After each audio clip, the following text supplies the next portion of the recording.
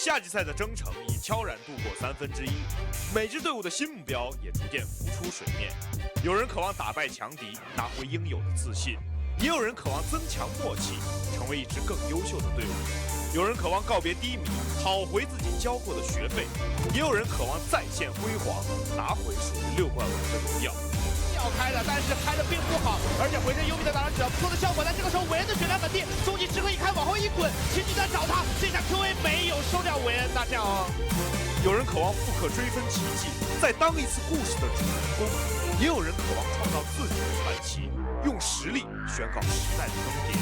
韦恩的人都给换下来，而且一个小的走位没有死，这一波那是太秀了。无论结果如何，我们都将倾尽全力，因为这。 LPL 的魅力所在。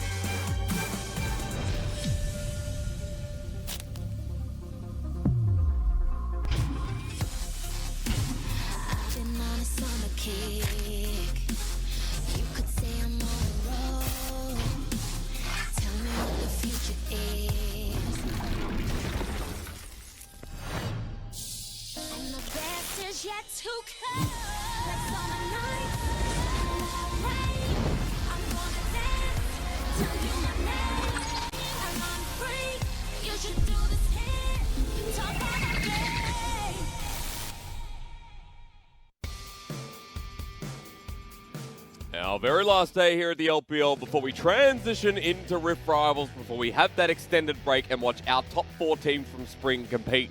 But we have to look at some of our top teams here today, debuting once again. And starting off in the Hongqiao Arena here in Shanghai, the crowd is packed for the debut of LGD versus EDG. In our first time in summer, both teams look to be each other's Achilles heel in the past, and as EDG coming in with iBoy leading. Have a good look at that top lane. Jinoo walking past just then. That is my focus, with Jiejie sitting next to iBoy right there too. The top lane 2v2, the dynamic that has been played off of Jinoo joining this roster from V5, off of Jiejie coming in over Clearlove. EDG look brand new, recharged and ready to go, but for LGD, Kramer there, the tallest man in the LPL, has been its own dynamic. The sole carrying force here for LGD. As you get another look at him once again, see if their bottom lane can trump over EDG here today. Hello and welcome back to the LPL English. My name's Jake Penko, and I'm orange glad that Clement's here. I messed that up. I'm sorry. Clement Chu's here next to me. I tried again, but Clement, it's good to have you here on the last day before the break. What you did mess up is that today we're actually going to be playing from the Hangzhou Arena, not the Hongqiao one. Excuse me, it's LGD, of course. I was like, Hongqiao looks different today. It does, doesn't it? And I'm pretty sure the Shy is actually the tallest player in the LPL. Oh, you reckon? Kramer. Yeah, Kramer's tall though, man. I don't know if it's the kicks he's wearing around, but thank you for correcting me there. Of course, Hongqiao here today in our first matchup between EDG. But before we get into that, let's take a quick look at the LPL, because it's changed again, Clement, for good reason.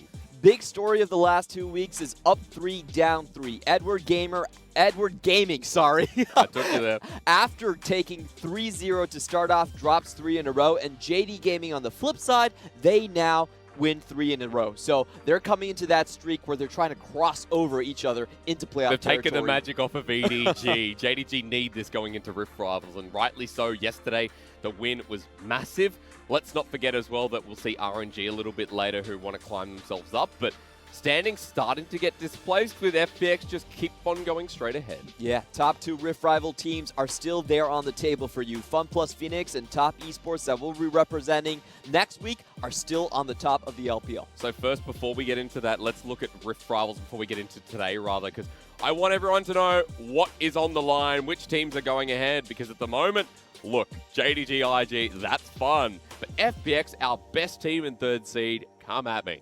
Yeah, if you look around the roster, you can tell that the strength of their current performance does not really line up with the spring playoffs results. FPX by far our best team currently, and JD Gaming is still sitting at 9th place. However, good news is that IG will be playing with Rookie in Korea. So that's a big boon to them. It's been forged for the last couple of weeks. He's been great, but we all still miss Rookie. Yeah, we once again get that IG versus SKT matchup. I think a lot of people are curious about the JDG versus Griffin, or even FPX versus Griffin too.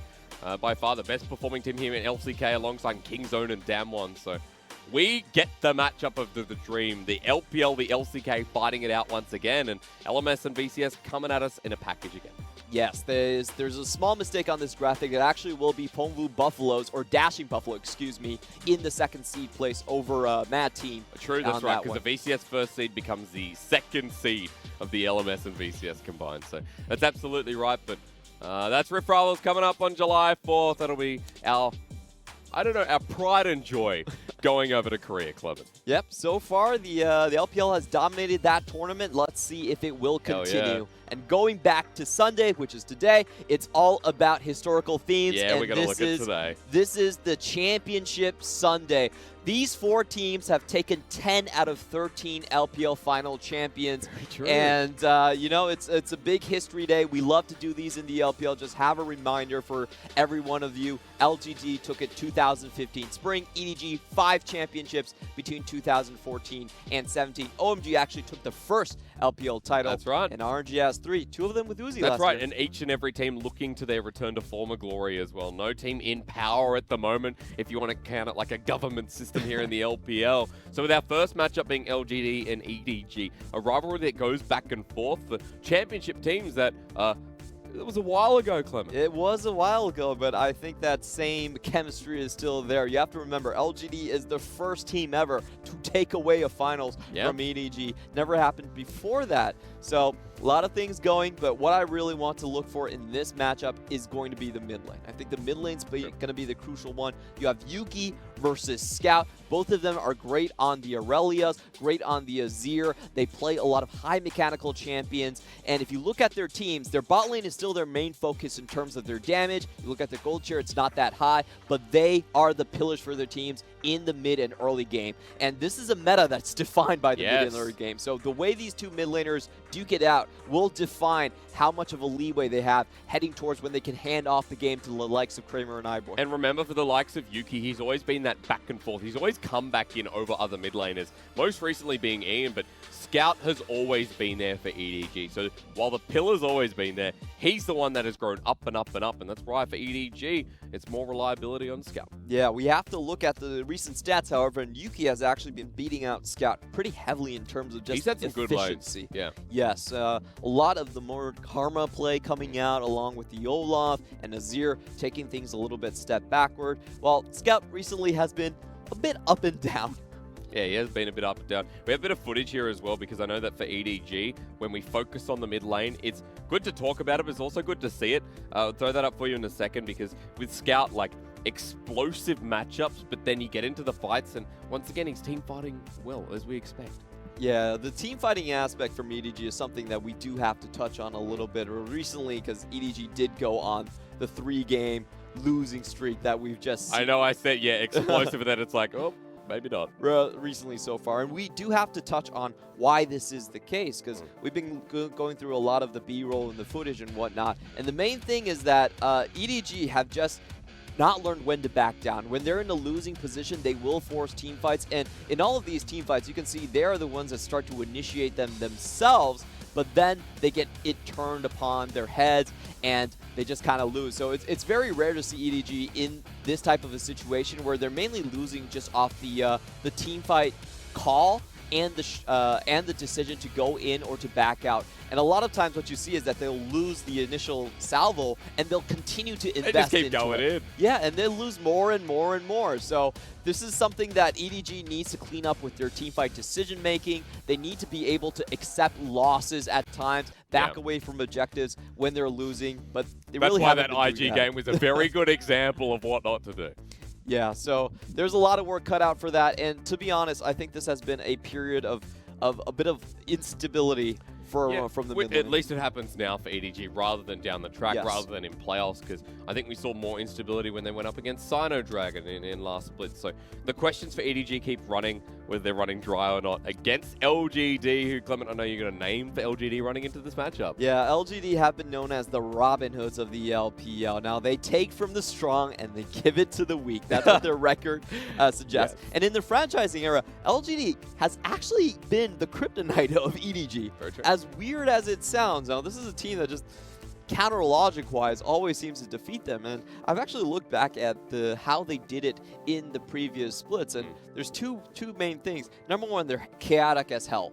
The EDG actually have difficulty tracking them down and when they're going to start team fights. And LGD somehow finds an upper hand in the early to mid game. Yeah. And when it comes to the late game, they've always had a big AD carry presence, either it be Y4 or Kramer, to kind of close off that 5v5. So believe it or not, LGD has actually had EDG's number in the franchising era. Because they're coming into this matchup with a charged up Yuki, a team that, yes, has lost Condi, but still, like, Eimy's now filled the void to a degree. Kramer is still the most stable point of this team. Yeah, definitely, and he's carrying a lot of the percentage of the damage right here. We're seeing him going for the Sivir and Kaisa a lot of the times, while on the flip side, EDG, you see a little bit more of the Lucian come out. You see a little bit more flavor coming in. Also, the Gragas and Yasuo bot lane that we've seen from EDG before. So there's interesting contrasts here. I think the most important thing for EDG is they have to be a little bit more concerned with the team fights they select in the early to mid game. And if they want to go for a tempo game, then you cannot make mistakes. That has been the problem with EDG overall. They love their mid-game tempo. They think they have the mechanical edge over everyone. I mean, with Jinoo now on the roster, you think, wow, it's even better than it was before. But I have to say, it hasn't always been the case. You have to be very careful with these compositions, and they do usually have a timer, an expiration date on them. So that's what LGD, I think, will otherwise be looking to exploit. You have Yuki, who's been playing more of the supportive role in the early game, but being very stable, making sure his jungle isn't getting invaded on the Azirs, the Karmas, and making sure that Kramer gets that midline mage when it comes to the big 5v5. So I think that's going to be the Having said that, though, for LGD, there has been something in the mid game that I want to talk about. For LGD, their top laner, now I'm going to break this down, and I'm angry, right? I'm actually just frustrated. Lies is a Hecarim main who just ults in for the fight, sets it up, and LGD, he says follow. I want to see change in the top lane, and I want to see Dorun. Put Dorun in the roster! Just let me see what this top laner can do. Yeah, it's been a little bit frustrating. Oh my I think God. Lies, in team fights, he's okay, but in terms of the laning and teleport, he just doesn't really cut it as one Past of the this top series, I laners. think it's fair to say he's been shocking to a degree. Yes, he's been definitely very concerning, and also he's not going to get a lot of help from Eimy, who's just been called back onto the roster, has a long hiatus on the back of him as well. So those are going to be key things that we have to look for in this matchup. Jinoo is probably going to exploit that lane. See, Jinoo, like, he's had some pretty decent lanes. We know Jinoo's like on the Renekton, Aatrox. He plays aggressive matchups into the top side. Whereas if someone like Lies, if he's on Kennen, Hecarim, he's not just playing for this lane, he's playing for the fights. And Jinoo, chances are he won't let him get there. Yeah, definitely not. And we've seen the difference between these two teams is that when EDG is on red side, they actually give Jinoo a lot of time to counterpick. While on the other hand, LGD, if they are on red side, which is their preferred side, it's more about giving Yuki the counterpick. Top lane is left high out to dry, so that is one place that I feel like EDG could get a lot of leverage. But honestly, if it's just on paper, EDG should win this matchup. However, it's all about the mistakes and cleaning up the team fights. Because with that loss streak, so, you know, some matches are inexcusable, but when you're taking losses to some of these weaker teams. The Rogue Warriors. Yes, and at the moment, even though we do hype Rogue Warriors up, and now they're on a win streak, by the way. Yes. Rogue Warriors at the moment, they're still a below 50 team. Below, what do we call it? Below 500. I don't know. I actually don't know. Yeah, below average. Below average. Thank you for clearing that up for me. So at the moment, Rogue Warriors are a below average team. Doesn't matter about expectations. EDG taking a loss there is suddenly, it's appealing to the fact that, like, is this EDG that's heading towards playoffs with no hope, no reality? Oh, I wouldn't go that far, though. Okay. Yeah, Well, play me up, think, Clement. so I still think EDG have a very good shot at making playoffs. I think recently they've just been in this kind of a odd turmoil, and we've seen this happen to EDG throughout the splits before. They just kind of lose focus in the middle of the split, but they'll slowly come back. We have Candice here, welcoming everyone to the LGD versus EDG matchup. This is why I like having you, Clement. It's your turn. And hopefully this means we get iBoy in the starting lineup. So we have actually confirmed it will be iBoy. We saw him walking in a little bit before. Let's go through rosters, of course. Jinoo in the top lane. Jiejie still in the jungle. Haven't seen Clear Love just yet. Scout mid, iBoy and Meiko, your bottom lane. And on the stage comes Tahm. Yeah, most important, of course, this split has been Jinoo taking over the top lane from previous Korean top laner Ray.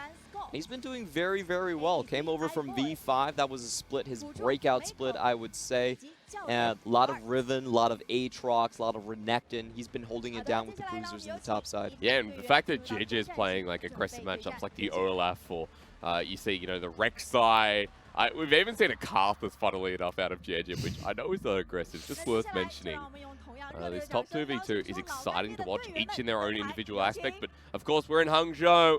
That means LGD, the home team, going to come out surprisingly second. Just taking a look at the roster. Unfortunately for you, it's still going to be Lai starting today. Yeah. You're not going to see Doran. It's a sad day, Clement. Let's go through it, Clement. All right. Top lane, Lai still there. Amy filling the jungle position. Yuki in mid. Kramer and PYL starting today over RD. Coach, yeah. EDG. That's an interesting sight. Typically, RD has played more games so far in the split than PYL, but PYL always has that pedigree, and he's also the only Soraka player we have around, so that's interesting. That's right, and we remember PYL from being a very strong shot calling presence. The man's been around the roster for so darn long now, and now that Condi's not in it, what do you need? You need a strong voice in LGD, and PYL coming in facilitates that greatly. Yeah, I wonder what the difference is going to be. Usually it was in Champion Pool. RD played a bit more of the fiddlesticks, while you did see PYL move more towards the kind of mage selections, like the Soraka picks. Tahm Kench is one of his favorites. I think most of the time he plays, you actually see Tahm Kench being banned away. However, I don't think LGD has been a team that to go towards the likes of the Sona and Tahm Kench lane. So I wonder if that is going to be on their roster so far. Yeah, they have not played a single Sona or Tahm Kench lane. Because what he sacrificed the strongest lane for LGD, right? Yeah, you probably can't have that as a weak side. Yeah, I definitely agree. Kramer constantly on Sivir, you mentioned before, Lucian as well. So the strongest side of LGD, putting them on, you know, something that could be volatile, that could not work in their favor. Well, that would be trouble. Pretty much. So I think that's what we have to expect from the LGD. Just heavy focus onto the bot side. They played a lot of Sivir, a lot of times for priority lanes and that, but what they had in the recent matchups was the synergy between the jungle and the bot side priority I felt was a little bit lacking, especially with Amy coming back from such a long break. So that's something that they need to shore up, like we were talking about. If they only have one strong side, you need to play towards it, and you need to give it full support. Yeah, remember as well, at the start, we were talking about the mid lane matchup as well. So for LGD, the fact that Yuki's performing better gives them more options across the map. It's not just about Kramer here, as I have been setting up, that it's also to do with Yuki here and how Amy interacts with both of these lanes. Because EDG, like Jiejie has had, you know, scout focus, as a lot of EDG junglers have in the past, and we're still playing through that mid lane if you're Edward Gaming. Whereas iBoy and Meiko, they're strong individual performance too. So expect the bottom side of the map to pop off, because EDG, I think they're going to be pretty happy with how Jinoo runs into Lies. Oh, definitely. That's a matchup where he's going to get a counter pick. He's going to be sitting real happy there. It's very obvious what Lies is going to pick. He's going to pick something with AoE CC, probably the Kennen. He actually has the highest win rate on Kennen. Ekram, Kennen, Nico does the same thing. So a lot of options there for the top lane, Clement, but you're right. Expect that counter pick to come through, and top lane might end up popping off, but again, it's mid and bot. Mid and bot is where it's at, and EDG have always been the masters of the level 2 gank, so it's going to be a tough time for Kramer. I'm not sure this is going to be a game where he's going to feel comfortable going with the Sivir necessarily, short-range champion that wants to push out, and you constantly need your jungler to support you in that priority. So I actually expect the Kaisa to be much more likely, and honestly, EDG have a lot of answers to that as well. If you give EDG lane priority, that means freeing Meiko. It's a difficult situation for LGD to really counteract that, since they don't have another balancing point on the map. Let's talk styles a little bit here as well, because if we're talking about lane priorities and counter matchups here that EDG can play on, remembering that EDG at the moment in the LPL are the fastest team over top esports, over IG, and that is a surprising factor considering how long these mid-game can end up going for them. But at the moment, EDG have been snowballing the heaviest in the LPL, arguably, and really just solidifying their games quick. And I will say that they... and lose them quick as well. Yeah, that is definitely true. So either way, it's most of the time we see it's a 15-minute, and these teams, like the way EDG drafts, it's not about the 5v5 team fight. It's about getting priority and getting the setup on the map first. We call them a mid-game tempo team, and they love to set up traps around objectives for you. First Drake fight, second Drake fight, if that goes one way, you can expect them to snowball very heavily early on, and I think that's where that stat comes from. Remember the series against Rogue Warriors, the 1-2 they ended up losing. In that game 1, they were in the mid lane, their lane snowballed, they got advantage, they just moved and A-rammed for about 10-15 minutes, and EDG was still somewhat playing to an advantage. As there we go, we just slammed into Champs League, didn't we? Welcome, ladies and gentlemen, thank you for being patient with us, but LGD and EDG finally underway. EDG will be on the red side trying to improve their chances of breaking their loss streak in this series. Very interesting from their draft early on. Karma being the first one banned out. I think people are finally waking up to this pick's potential. A triple flex on a lot of teams. You can put her top side, you can put her support, you can put her mid laner. I like the ban from that. Yeah. Exactly. With the Kleptomancy, no less. On the other hand, LGD showing a lot of respect to Scout. You always take away his LeBlanc. And also to Jiejie, getting rid of the Olaf here, the Aatrox, which has been a triple flex constantly in the LPL. Very high ban rate as well, one of our most banned champions in the league. So going into first pick after EDG decide what they're going to take away. Ryze, Silas, a lot to take. EDG now decide. And you can see some of the ban draft situations from LGD or Ryze. They have actually never selected Aatrox throughout this entire split, so they have to ban it either side that they play on. It's something that is a bit of worrying for me on LGD's side in terms of their strategy. And you can see for EDG's side, they want to take away the Yuki's famed Irelia plus the Sejuani combination, because you can put stacks of Winter's Wrath just with the Blade Surge. Very deadly in the mid laner. You want to take that combo away. But it does also mean that for LGD, they could try and attempt to pick up something like the Renekton here earlier on that does so well into the Irelia, but pairing it up right now with the Trundle in the jungle, a common counter towards the Sejuani. You can steal away her stats, and those stats stay with you even after the Aftershock has fallen off, so a great counter pick. However, it is something that does lack a little bit of engage. I feel like EDG will need to look for that further in their draft. And for LGD, they have to decide on their top laner, going for the Kennen pick. This is, again, one of Lize's best. Has a very low win rate in the LPL, by the way. So the fact that Lize has done well with it is a good start in game 1 here to LGD as they decide it's time for Yasuo, even with Gragas banned away. Oh, I love this. Yuki's Yasuo is a treat to watch. He is a very good Yasuo player. Very few situations where he actually brought it out, but I like that he's throwing down the gauntlet versus Scout. Now, in the LPL, Yasuo is considered a counter to the Irelia because you can win wall her ultimate and take away stack from the Blade Surge. Very high mechanics needed on that one, but it is considered a counter among guys like Yagao, guys like Scout.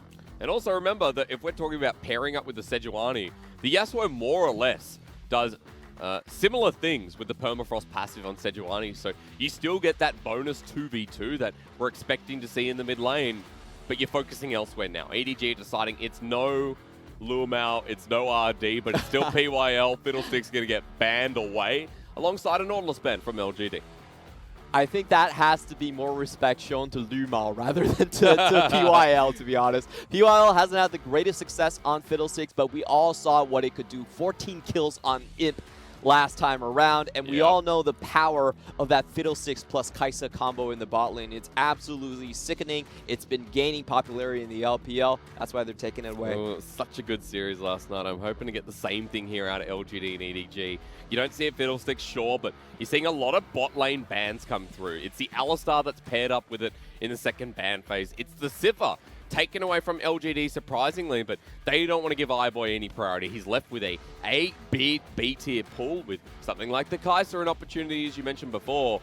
Even this, if he wants to take it first. Yep, Xayah still on the table. Now, this could be one of Kramer's more interesting picks to watch. Now, he does consider Vayne as a counter to the Xayah. You can roll around, tumble out of the Blade Caller and just dodge most of her damage. Now, we have seen Kramer go for this matchup, or the other more stock standard pick would actually be the Ezreal. But the Ashe is something relatively new. We've seen a lot of Essence Reavers Yes. and Triforce Ashes recently with the reduced cooldown of Ashe's W. That's very true, and this is the first time that Kramer is going to be picking this up. Now, of course, it's been played once before in the LPL, but not by this man right here. Clement, what pairs up nicely with it? Well, I thought it was going to be something else, but still, PYL, he loves Tahm Kench, and it's on protective duty. When you see PYL, you just know that pick is coming up. There's no other pick that he goes for more often. True. Now, to break down LGD's composition, they need to get a snowball going. This has always been the case with Yasuo. Yasuo either kills you with his combo, or he does nothing and is irrelevant. Or he goes 0-10. Yes, Yeah. he's a very feast or famine type of champion, as Riot likes to put it. So we've seen how these teams run the organizations. A lot of early game pressure coming from all of the side lanes into the mid just to get that Yasuo going early. But if you look at EDG and how they react to LGD's comp, you say one thing, but this team, if it gets to late, they are going to explode, Clement. Oh yeah, this is a very strong wombo combo team. A lot of burst damage, a lot of initiation. You get a Rakan ultimate down, and then you follow up with the Irelia and the Vladimir diving into your backline. It's very difficult to keep someone like the Ashe alive. So EDG are playing for the long Kong here. They do have other options, and I like that Scout is actually taking a more measured approach to this Yasuo. Yep. He's actually going to go for the Vladimir in the mid lane. It's very easy to pull out, even if you the Arctic Assault plus Flash, you can still react to that most of the times. So this is basically just tiring LGD out, waiting for their power spikes to subside, and then you have a very strong scaling bot laner in the Xayah. And Peppa Pig. Peppa Pig is so popular in China, by the way. Just as a side note, I know I'm off track, but man, it is literally as popular as Hello Kitty is in Japan.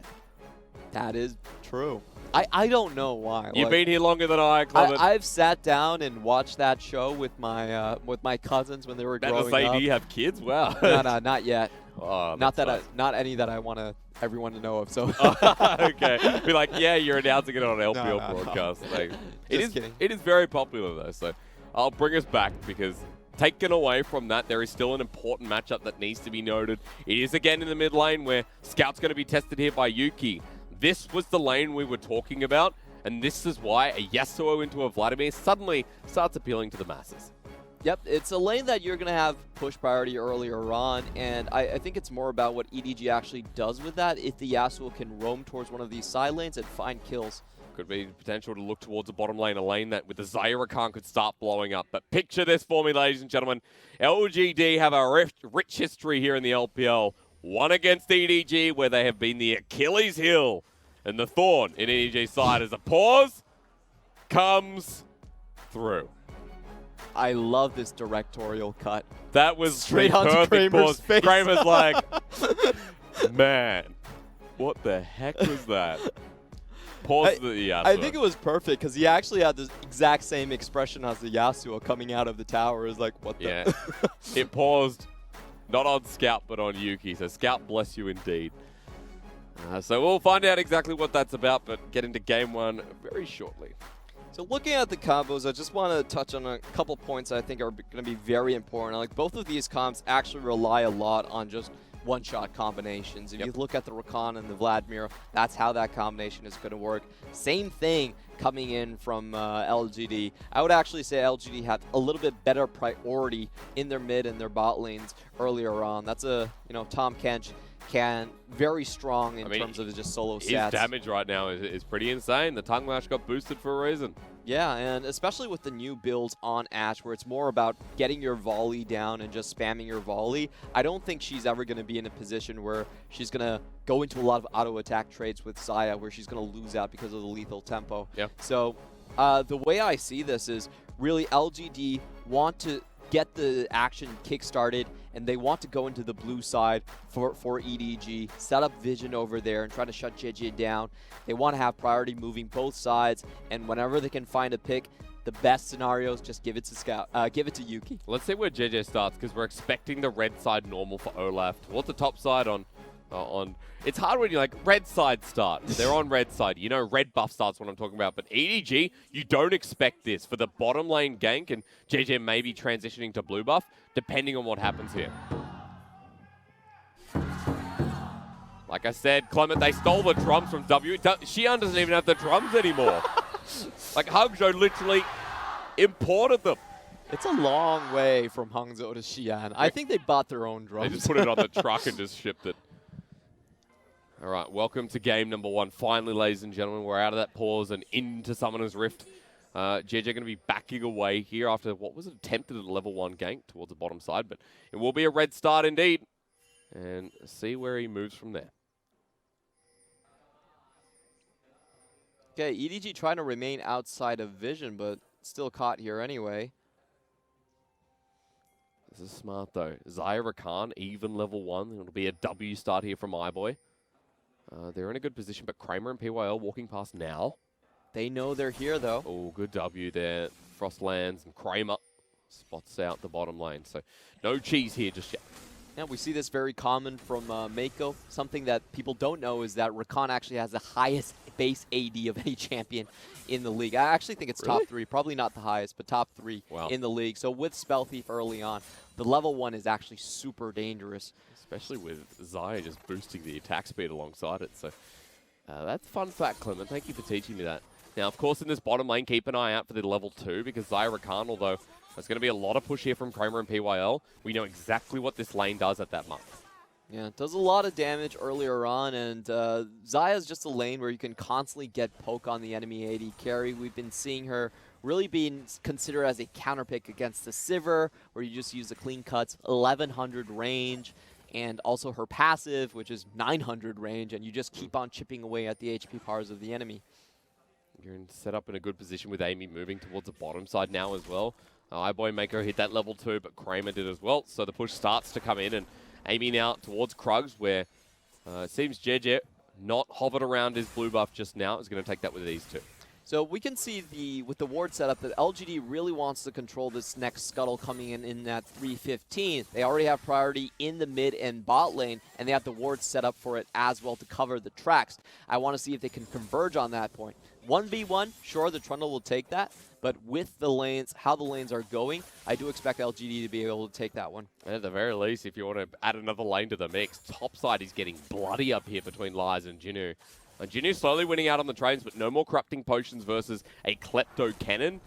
Means that if we see some of those earlier teleport plays, it could be beneficial, but Jiejie just gets that with these. Yeah, actually a very good push out from EDG, well timed there. You could see that EDG's bot lane actually hit level 3 before LGD's ones. So all that vision set up for LGD wanting to take that scuttle away does go to naught, and very well done by EDG's bot lane duo. Does mean, however, as the scuttle goes out, and even with the level advantage, that now EDG in a weird position because Jiejie is going to get this double scuttle towards the top side and move to Raptors. But Eimy still down towards bot, trying to hit that level 4, level 5. He's not going to attempt to gank, instead backs away after the full clear. A very advantageous full clear. That's so much extra EXP. The Krug camp is worth only 70 XP earlier on, but it is a lot of gold, and that transfers very well into dueling power later on. So we should expect to see Jiejie try to reverse some of these lane priorities. Oh, that's Ignite down. Ignite for Ignite. Now Scout is going to be the benefactor of this as Jiejie's nearby, but he can't find his way in the lane. Very good pathing from Yuki to just walk out. Yeah, so Yuki playing to his safe side on the lane. He already has his wards set up in the river. He knows that Jiejie is not going to be there. And you can see both of them being very careful. Eimy coming in exactly when he needs to. Make sure that Yuki can still stay. Because Jiejie just backed away. Wasn't spotted out on vision, but ping's now going down because they've spotted out Eimy towards the top side, who has no jungle farms apart from Krugs up here. So he's venturing out, but it's all about timing here for LGD. I don't think he should take this. Q used already. Jiejie is going to have a field day with him. Yeah, Pillar comes down. Now Eimy has Lies to back him up, but Jinoo is going to come in just as fast. Resistance is down, while Jiejie is just going to take Krugs. And you're right, Clement, nothing happens to it. In fact, Eimy just wasting time. Now, I gotta say, I really love Lies' build right here. It's probably the most defensive top lane Kennen build I've seen in a while. Yeah. Straight cloth armor into max pots just to keep himself alive. And even though Jinoo got the better end of the early trade, they do win out on it in the end. Meiko tried to save iBoy. You're a kind support. I have to say, iBoy, man, don't back like that. Don't If back you actually want to back, don't back like that. It was a bait the whole time.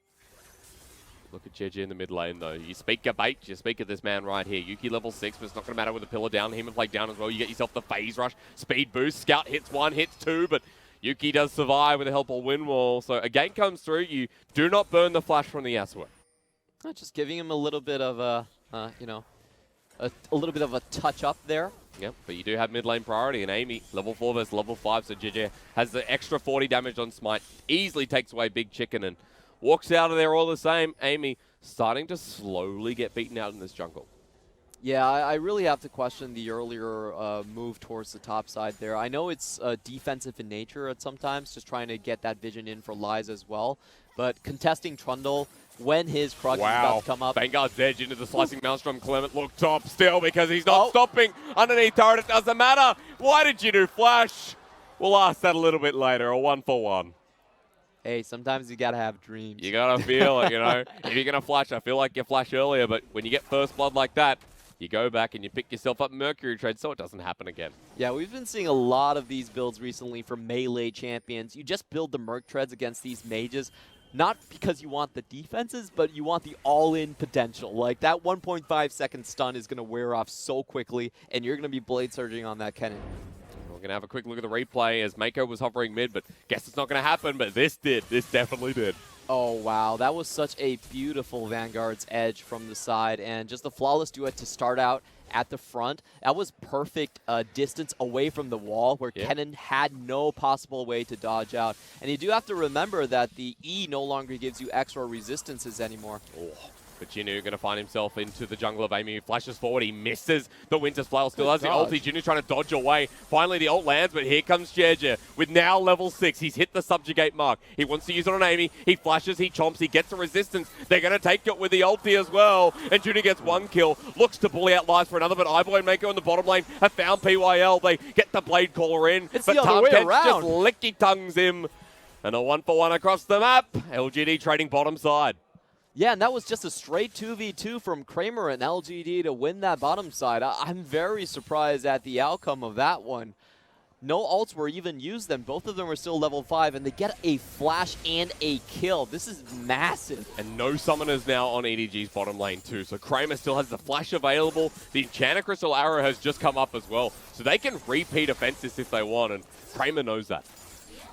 Very surprised that that kill actually happened in the bot side. You rarely see that happen, seeing how it goes down. All the damage already thrown onto Kramer, and Meiko actually steps backwards. But also, Clement, Tahm Kench. Like, this champion is so good! That was wow. That was very unfortunate for EDG. You could see Meiko actually step back as the tongue lash comes out and hits iBoy in the face. Yeah. And you're like, well, that happened. But look, he just tongue lashes again. 1, 2, 3. Yeah, that's right. Run away. The Enchanter Crystal are a little bit late, but you could see where Kramer was going with that. Now key ultimate down as Jiejie wants to join in this 3v3. So a lot of action happening, but unfortunately for LGD, none of it going towards the mid lane just yet. We're going to see a lot of priority actually transpire here. Abyssal Voyage is still online, and even though it was nerfed, making it to mid lane is so easy. Yep. So there's going to be a lot of danger around Scout. I think he's going to have to contend with just playing with his lane underneath tower for the most part. So we thought it would really be about mid lane here, but the fact that Scout's keeping up is great, and for Yuki, he's been quite quiet himself. Jiejie moves to the bottom side. Tahm Kench plays cheeky, and that'll be all she wrote after clearing out the vision with a Mountain Dragon. You can see why the junglers are starting to move down here. This is one of the rare games in the LPL where we might see the Herald be prioritized over the Dragon. Now, typically in the LPL, what happens is you take Dragon and then you swap your bot lane towards the top side. But this time around, bot lane doesn't actually have that much of an advantage for EDG. This is a risky fight. If Yasuo makes it here, I love how you said that and the players just proved you wrong. They're like, no, we're doing Dragon right now. 2,500 is the bottom really lane. isn't the best idea. Trying to converge. There's ultimate pop there by Meiko. He wants to go in. Who can he find? It's onto Yuki. He forces the flash and Dragon. Going to reset here after the teleport from Jinoo. This was spotted out, but he's waiting in the brush. Yep, all the teleports used right here. Yuki traded flash with, actually it just had to burn his own flash there. But that was a bit of a dicey one from EDG. You could see that they were actually just playing for the picks. They knew that the 5v5 there was very dangerous. You're thinking about iBoy without flash running into a Kennen ultimate, and Yasuo he loves these early dragon fights. It's a perfect wombo combo opportunity. So I like the idea from EDG to actually just try for something, you get a flash, and then you back out. But at the very least, with all those teleports burned, with rather just the one on Jinoo, but with everyone coming down to the bottom lane, LGD able to push out this stuff, the reset comes through, and Kramer and PYL get some turret plating of their own, and that's the start that you want for the team that relies so heavily on this ADC. But wow, 0.5 seconds, so Kramer backs anyway. Kramer is a chill dude. I would have flinched there. Calculated. No, you don't stop the beat. You don't stop. You don't move until it's too late. Well done on their part. I do want to see EDG play more towards the top side. They have such a massive advantage there. It's very difficult for you to crowd control down the Trundle at this point. Oh, they want to fight again. We talked about with the Compton, Jinoo getting caught out in the 2v1. Will he die here? Well, Jiejie, rather, is coming down. Jinoo now joins the fight. It's Eimy who picks up one kill, and Jinoo has to pop down the Vanguard's edge as he Tran Crystal Arrow hits Scout. He can't join for the flank, and now for EDG, they have to fight front to back. Meiko in first, iBoy in a choke, but Yuki still at full health, who re-engages, finds a two-man's last breath for the re-engage, and Hongzhou loves it. Jinoo flashes over the wall. They can't find him as the blast cone will get him to safety, but Yuki said go, and everyone followed. Bot lane and Herald wide open for LGD. This is a massive gain in terms of objectives. And that was the side where I actually felt EDG had a stronger reign over. You had Jinoo with 2 kills on the top side, a better matchup in the Trundle versus Sejuani, but that was the mid lane priority coming into action here. But you know what's, Clement, Jiejie gets caught out, but you know what made it look beautiful? Crystal Arrow. The Crystal Arrow that stopped Scout from even getting in. That was absolutely massive coming in from the bot side. From Ashe. You could see Scout already had his ultimate prepared right here, but couldn't get the damage in on time. EDG actually never get anything with the Rakan crowd control, and then Yuki does this. Just the 2-man, no help needed from his teammates. He just cleans up Meiko and iBoy himself. Jinoo lucky he got out in the end as well. Has to burn the flash on top of it. So individually starred here on LGD, and I'm talking about big performances from Kramer and from Yuki in that last fight. It's a good opener here to the series, and LGD have opened it with a 3k gold lead, only giving away the mountain for the cost of the Herald on the fight. Yeah, and that fight wasn't even close. You could see iBoy, I don't think he even ulted in that fight, just went down straight away. The Yuki outplaying the entire bot lane. Yeah. The crowd control was so fast, both their ults are still up. They just didn't react to it. That's right. Meiko tried to go in, it looked good when Jiejie and Jinoo were able to rejoin, but nothing came of it. So EDG here at a deficit in game 1, and as turret plating starts to go down, look at what they picked up across the map. 0 turret plates here for Edward Gaming, and if we talk about a strong mid-game team, we talk about EDG, but here in this game 1, I'm not seeing it. Definitely not. And this is just EDG forcing themselves into the skirmishes at times. I don't think it was that bad of an idea, but just outplayed. Yeah, but we're going to force again. Clement onto Yuki. This time he might be caught out with the Hematblade Blade down. He blocks the wind wall, comes on down, and Scout is going to get himself a transfusion right into the heart of Yuki. Blood tastes good, and EDG tastes a pick. Subjugation is a nuke when you use it correctly. 14% of the max HP just stolen on that hit, and he uses it to tick down. Takes a kill from Scout, but that's okay. They're going to need more than that, though, Clement, because EDG still down a lot. In the bottom side, turret goes down in the end as well. That is 8 bits of turret plating versus 0, again, for Edward Gaming. Very rough early game from Edward Gaming. We rarely see them fall into this type of a pit, really. But their bot lane, I have to say, in recent games, has been seeing a lot of these 2v2 kills come out against them.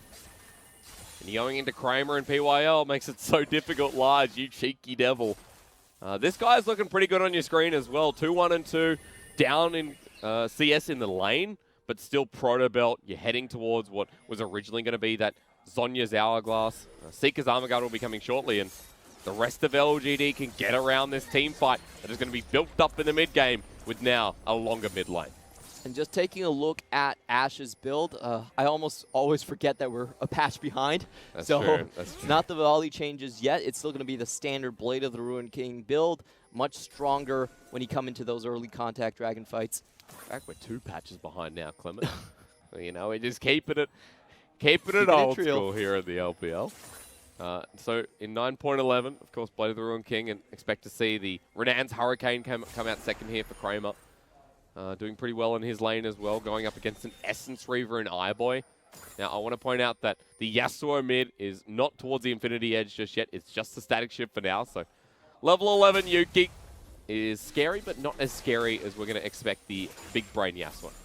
And I actually like this option for the Yasuo. The key part about this is because he still has to hold down on the mid lane. Yep. If you're holding down the mid lane against a bot lane duo, then you need that wave clear to keep yourself alive. A lot of times we've actually been seeing the go-to attack speed item not be the static shield. The Phantom Dancer, right? Phantom Dancer is actually far more common, but I like this adaptation from Yuki. He realizes that his positioning out in the mid game is still mainly to match up against the likes of iBoy and Meiko, so he's doing it for the priority, for the wave clear. Also, remember that Phantom Dancer became a very defensive item a couple of patches ago, so not looking for Lifeline instead, the boost in Static Shiv. Yuki heading towards the top side to give us a bit of a showcase here, but LGD, they might not have to do much to secure this top lane turret. Yeah, look how far Scout is trailing Yuki on this play. There's nothing they can really do here. Instantly give it up. Also, the Enchanted Crystal Arrow is still there waiting for them. Yeah. You can't really face check into that crowd control. Even at point blank, it's still, I believe, a 2-second stun. Something like that, yeah. It's pretty long. Across the map, when Scout got hit before, it was towards 3.5. Yeah. Something ridiculous. It's the max range on it is 3.5. 3.5, yeah. Really crazy. I mean, it was shot from the bottom lane, so...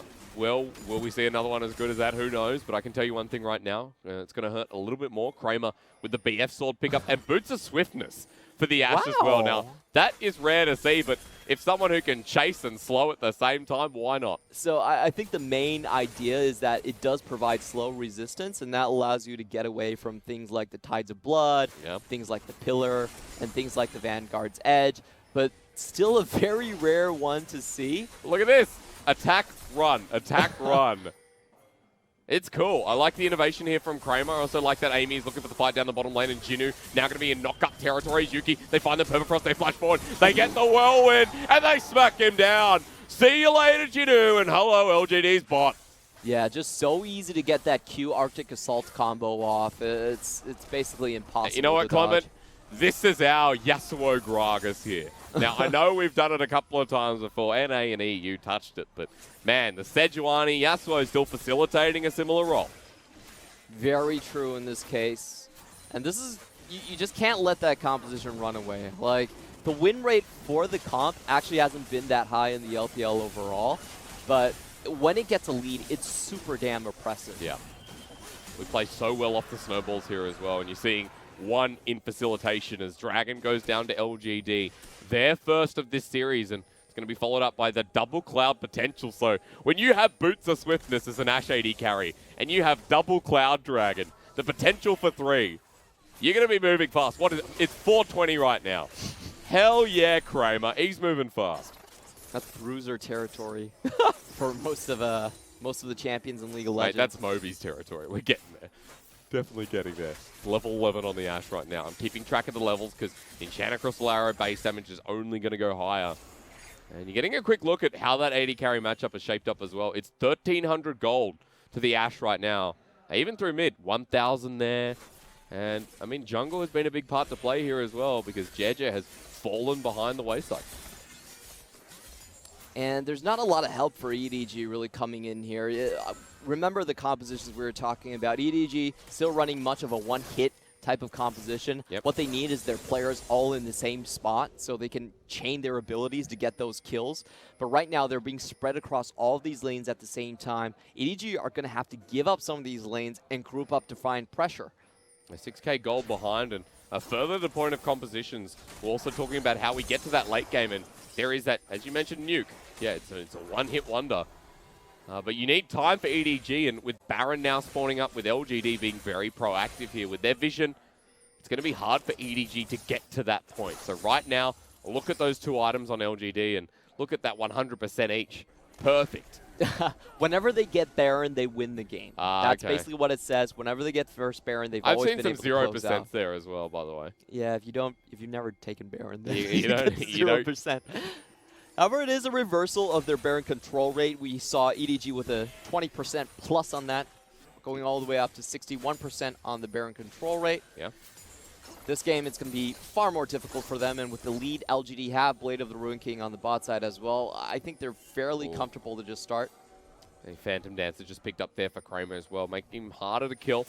Curious as to what that BF Sword turns into, whether we see maybe like an Essence Reaver third, whether it becomes an IE straight out.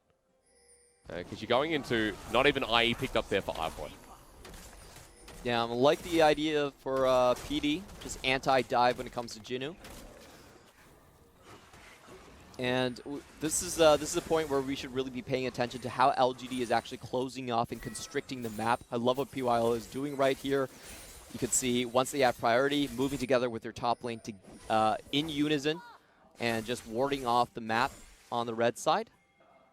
I really like studying how teams ward because you can see different priorities in different scenarios here. Yeah. They're so confident in their position on the map that they're willing to use control wards just around the Raptor Brush. That's not typically a place where you drop control wards, not particularly cost efficient. Sure. It's cleared out very fast, but you can tell how confident the team is by just their warding positions. Especially looking at their priorities.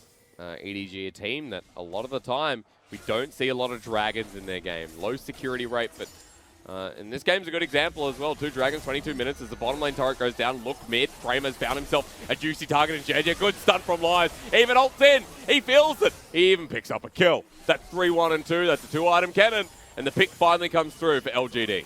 Yeah, he even chanced forward for getting a lucky stun onto some part of the bot lane right there.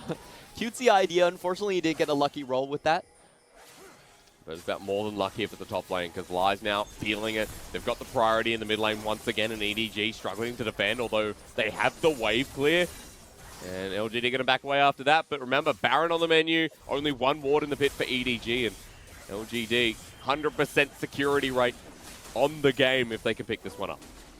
And not a lot of targets they can actually kill. If you think about the anti-one-shot combo from LGD, it's tremendous. They have to devour, they have the Zhonya's on the Kennen, and then you have to hit through the lifeline on Steric's Gauge as well. So there are very few members you can actually just fully target out. And look at what PYL has bought for himself. Already has a stopwatch in hand as well. So there are no weaknesses on this team currently.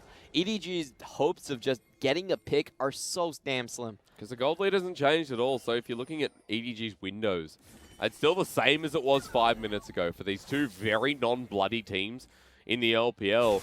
The gold has stayed the same, still EDG behind by almost 8,000 gold. And I think LGD should be looking towards this Baron a little bit more aggressively.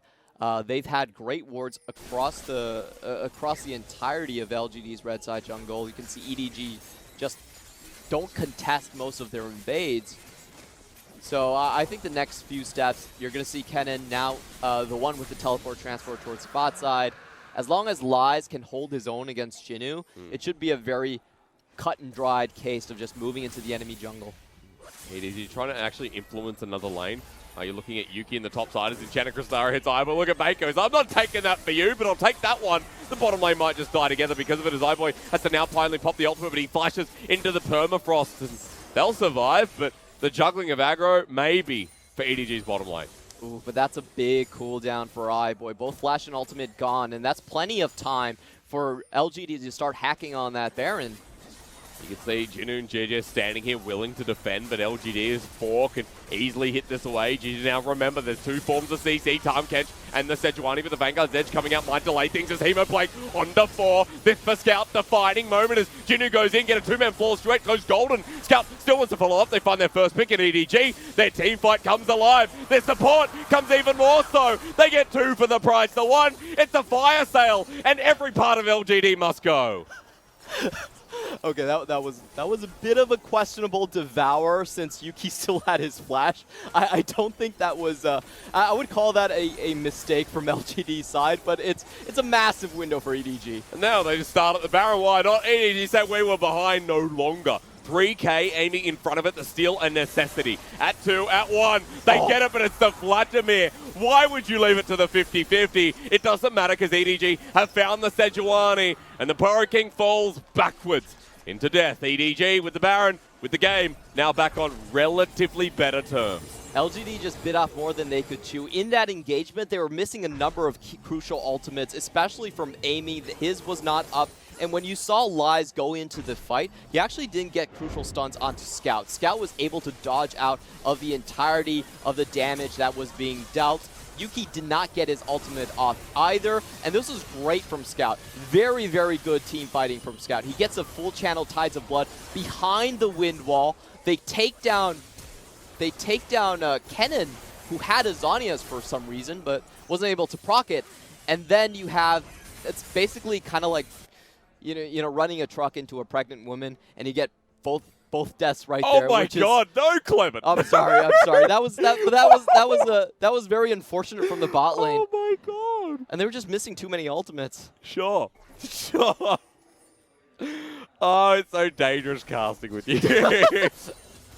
Look, I get the analogy. You're right. 2 for the price of 1. Sure. Oh yeah, that's what they call it on the Chinese side. Oh really? Yeah, it's 1 body, 2 deaths. Oh, okay. Yeah, but different meaning. Anyway, there's ult for ult here in the bottom side. iBoy has to use the Blade Caller, or rather the Feather Storm to get out, excuse me. But Kramer with the Enchanted Crystal Arrow.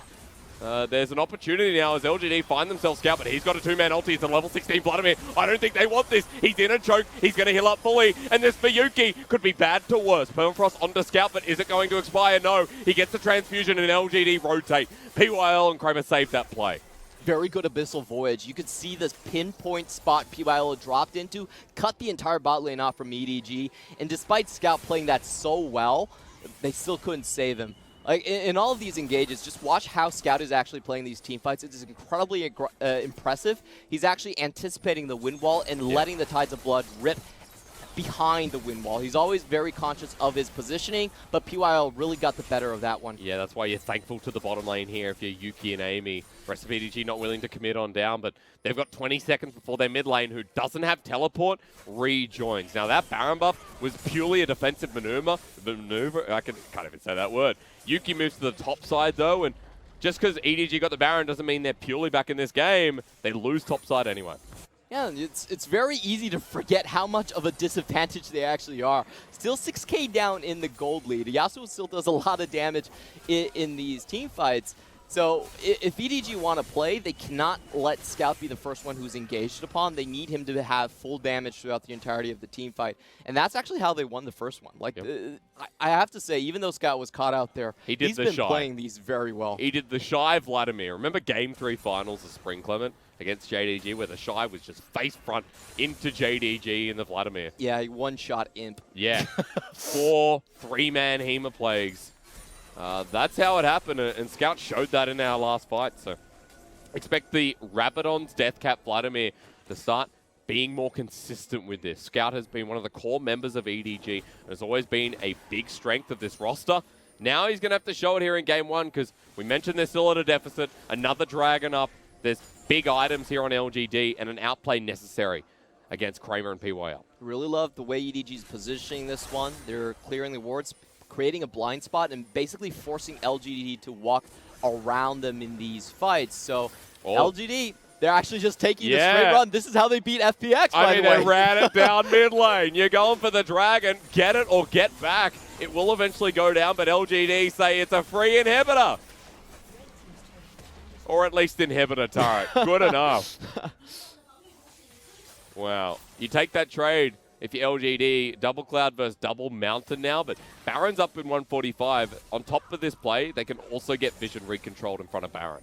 LGD have nothing to fear. Even though they lost the previous team fights, they are still in a dominating position when it comes to just the item leads on all of their players. So I actually want to see them try and get the engage off. Like, they don't need to fear EDG in these team fights. In fact, most of the time, if they're the ones starting the fight and they get Scout to blow an early pull, they should win it hands down very easily. That's right, and it's pretty easy to do so. Remember the Tongue Lash, the Yasuo Q powered up, the Iron Tempest, Steel Tempest, whichever one it is. Easy ways to burn it. So at the moment, still for EDG, a lot of fears on the roster. They're playing very reserved here. And even around the mid lane, as they get spotted out, backs coming through, they're going to let LGD push up and look for that near impossible Baron. And Baron coming up very soon.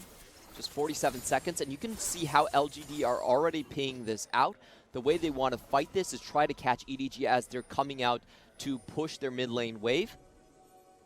And Jinoo is doing something quite interesting as well. He's actually not grouping with the team.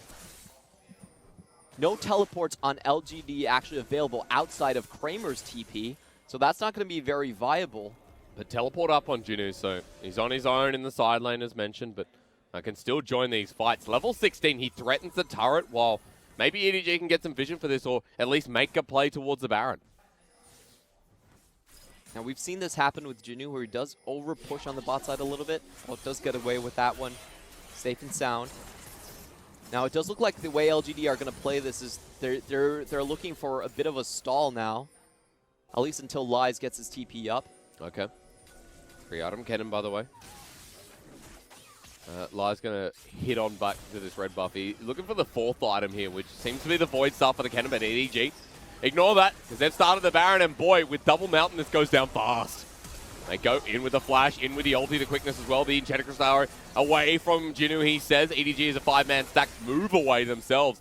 Scout going to get his transfusion proc here quickly, but Eimy runs into him. EDG continuing on the fight, or rather getting engaged on Yuki. Comes in with last breath, but only onto Jiejie. That's the tank while iBoy finds the 2-man rope, but lies into the back line. Gets 3 members as EDG turn onto the Kennen. Getting the resets here is the Irelia, and Jinoo may have slowed down the fight. Lies into the back line. That's what you want to see. Scout moves swiftly. Jinoo there as well, but look at iBoy, look at the flash, and look at the moves here from EDG. A messy, brutal fight, but 2 core carries make it work. Scout waited so long for that perfect moment to go in on the entire fight. LGD chased and chased. EDG let them do it, goaded them onto the ramp. They dodged out on most of the damage, and when all of the skills were finally expended, that's when they were finally ready to strike. They go back in, and they wipe out LGD's entire black line in one single go. That was very well played by them, and honestly, I felt a bit doubtful about LGD actually chasing up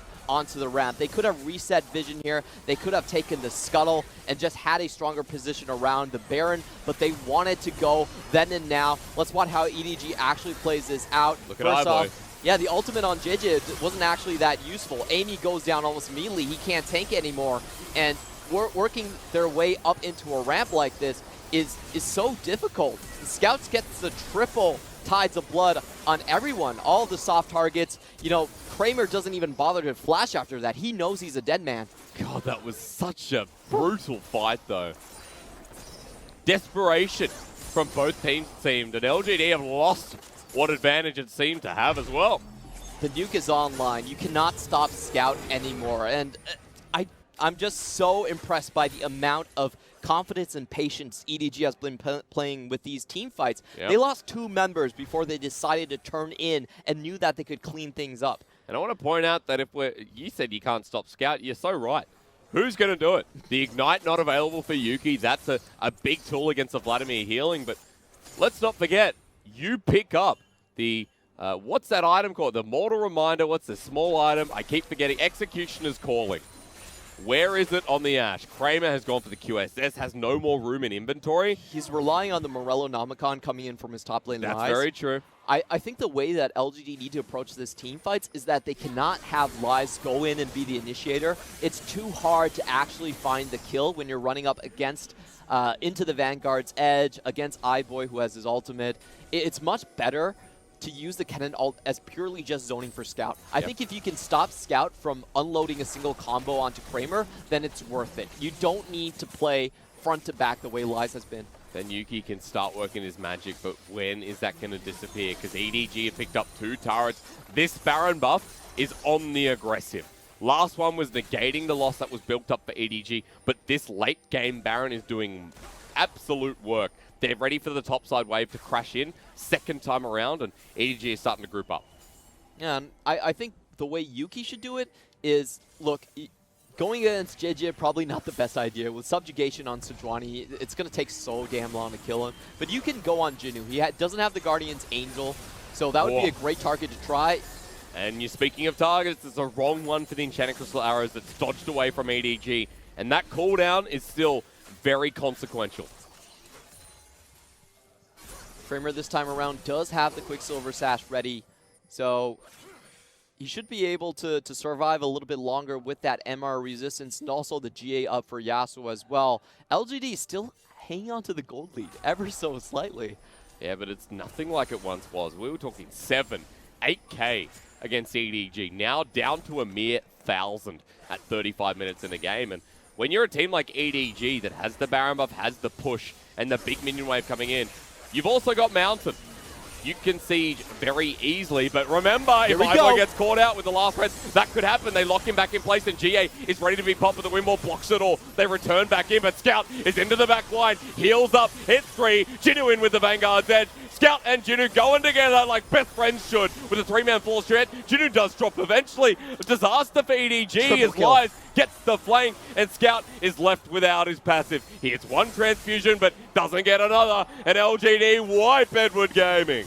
Oh wow, and these are 40-second death timers. LGD should be able to hang on to game 1, and just realize the difference between this team fight and the previous one. This time around, Lies held on to his ultimate before, until after Scout already used all of his initiation abilities. Scout was forced to stand still, go into his Zhonya's before he got the majority of his damage down onto the back line, and with that separation, they could then clean up the backline from EDG themselves, and that led to a winning team fight. They can just go for the end, of course. Death time is too long, as mentioned, Clement, and this was a turnaround from EDG that went so back and forth. A game that definitely needs to be broken down after what was a 38-minute slug. And I love the way that LGD battled through that entire sequence of team fights. They finally figured out the right way to win them. Don't use Kennen as the engage. Hold on to him. He can control the entire area, multiple targets. Hold him on for Scout. Let the other members engage. For Yuki, that was a very bold engage, but he knew he could do it because he had the GA advantage, and they were willing to commit to that team fight. EDG overstepped just a little bit, and that is enough of a window for LGD close. Yeah, I wasn't even looking at Lies in that fight, so I'd love to see a replay, see what the breakdown was, because my eyes straight away in that fight, Clement, was like, where's Scout? Wow, look at Jinoo as well. This game's over. EDG are going to come back, and out of nowhere, Lies just slips through the mark and finds another big ulti. So I'm sorry, I apologize. I was not talking well of Lies at the start of today, but he seems to have won them that game. He's the best Kennen. He actually is the highest win rate Kennen in the LPL, so you've got to give that man his credit. Like, he definitely learned how to approach these team fights well.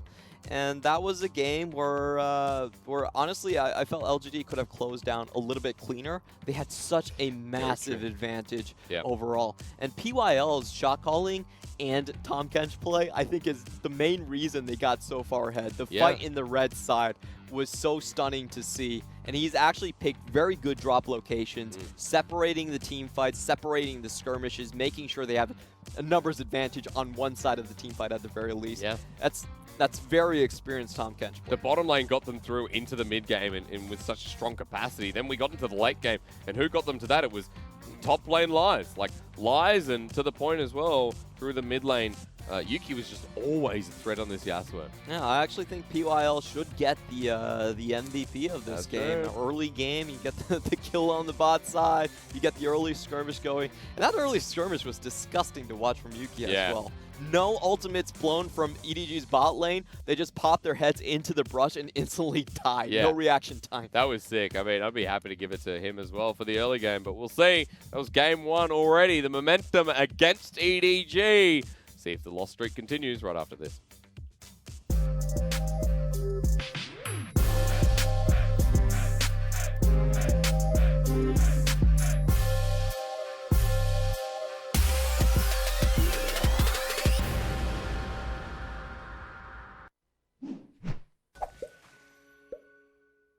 Hello everyone, welcome to the newest episode of LPL Insight. This is Iberia here.